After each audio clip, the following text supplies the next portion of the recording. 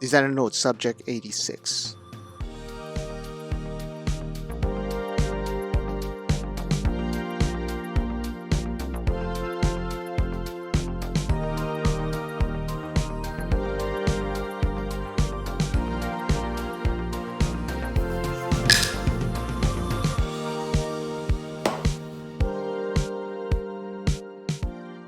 The Rolex Explorer was introduced in 1953 as the tool for every discerning and hard-knuckled explorer that needs a tough and legible timepiece. 18 years later, this was upgraded to the Explorer 2 that embodied the over-preparedness and practicality that spelunkers would swear by. For its 50th anniversary, Rolex is at it again with its microscopic updates. We expected this, but will there be any surprises for us to explore?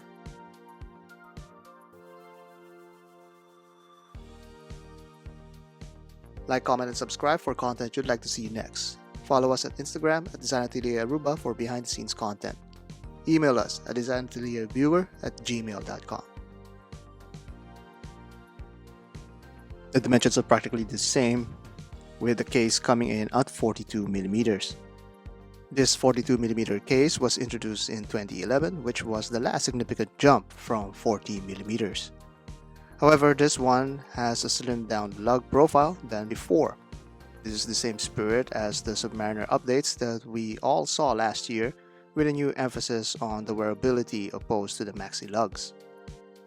The taper angles on the case bands is slightly different as well.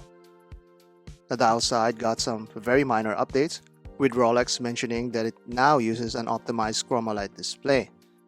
The lume lasts longer and it's a brighter white hue in daylight. The dial seemed to have benefited on the text side with thicker prints. The hands also addressed the issues with the reflectiveness on the polar dial by switching to a matted PVD coating. The next update to the Explorer 2 is the addition of the new caliber 3285. This is the same movement Rolex uses on their GMT Master 2 line, with a power reserve of 70 hours and ±2 seconds per day accuracy. It's a rather small update than what we expected. For a 50-year anniversary piece, many are already underwhelmed with just a 42mm lug update and new movement. However, juxtaposed with the Submariner last year, Rolex clearly moved where the market dictated it to go, where the enthusiasts prefer the slimmed-down vintage lugs than the maxi case. The new Rolex Explorer is the one that actually received all the dramatic changes. The biggest change is the 36mm diameter that is significantly different from the outgoing 39mm case of the previous model. This is a return to the form factor of the older Explorer models produced from 1953 to 2010. These had a considerably smaller case than the 214240s. The dial has a number of updates compared to the 39mm model. The dial now is a lacquer dial again versus the matte dial of the 39. There's now a coronet set of text at the 6 o'clock position. That signifies a new caliber movement. The Explorer tag that was originally at the 6 o'clock position is now back up to the upper half of the dial. This was originally in this location on the older models. The hour hand also got an update with the longer pointer compared to the shorter and stubbier old Mercedes hand. While we're still at the watch face, the markers had been improved also with the new chromalight formula, which, according to Rolex, lasts longer and has a wider tone. For those who have been dreaming of a 36mm Explorer but hates the idea of living with an older bracelet and clasp, Rolex updated the bracelet with the new Oyster bracelet with all of the tech of the modern Rolex tool watches. The new addition to the collection is a dual-tone version using Rolex Rollesaur blend of metal. This is applied on the center links, bezel, crown, and even the hands and indexes. Both the new Explorer 36 models are equipped with the 3230 movement, which is a no-date version of the 3235 that's also available in the new Submariner. This has a 70-hour power reserve, 4 Hz frequency, a bidirectional rotor, and anti-magnetic parachrome hairspring. That's about all of the Explorer updates from Rolex. But they did not stop there.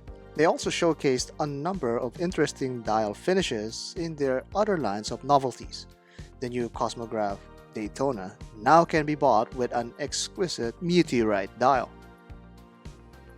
This model, the 116519LN, is a melting pot of exotic materials.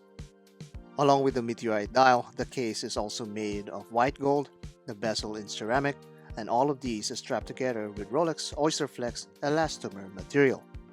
This dial is also available on other Cosmograph precious metal models. The Datejust 36 also had some really unique dial treatments, like the palm motif and what Rolex calls a fluted dial pattern. These patterns are quite beautiful if we are to judge them from the promotional videos. These two new dial patterns are available in various colors and precious metals.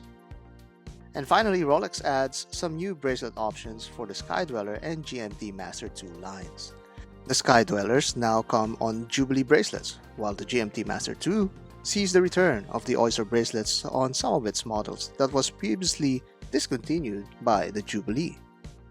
The Explorer 2 got a minor update, with the original Explorer going back to its roots and added a new dual-tone model. Many are disappointed and underwhelmed by the release, but in hindsight, Rolex is just being Rolex. They did give us some new exciting dials for the Daytonas and Datejust, which is seemingly enjoying some really well-deserved high praise at the moment. Sometimes when we ask Rolex about something, they often come off as mean. But I have a sneaking feeling that they don't have to comply nor even reply. This one, though, seems to be a reply to the vintage proportions that the enthusiasts are demanding, at the very least.